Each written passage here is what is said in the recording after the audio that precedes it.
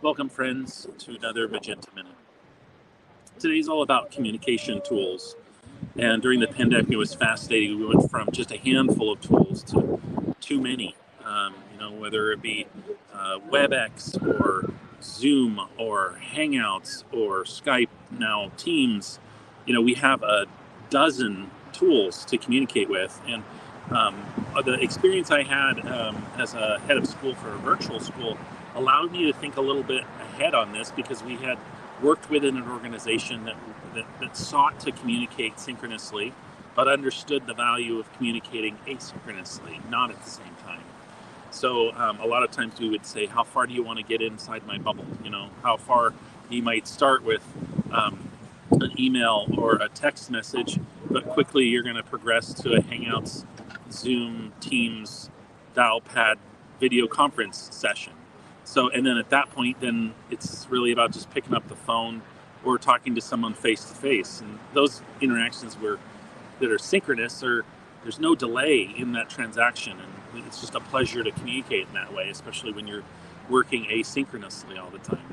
It's really interesting right now because school districts are seeking to cut just about every one of those communication tools.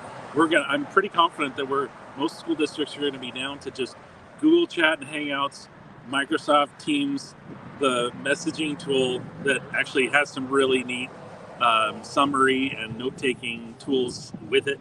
I think we're going to be down just a few. It'd be really interesting to look at that. But I think about DialPad as part of that because it has the summary feature, the paraphrasing, the artificial intelligence, the integration with API, the integration with student information system. DialPad has so many tools that take it kind of to the next level, and then being incorporated into like a real phone number, not a fake number, not a number that's assigned that might be spam related in the past, but like a tel provider that understands what the difference is and is able to find a good phone number that's not used in that way, that you can assign and blocks of notes numbers to be able to assign to teachers. I think DialPad's a good solution for that.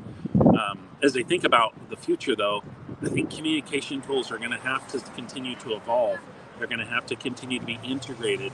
And I think school districts are going to have to think about how all those tools work together to serve a purpose of communicating with families and more effectively and more rapidly giving student feedback. Boy, interesting topic of communication tools. Thanks a lot for joining me with another Magenta Minute.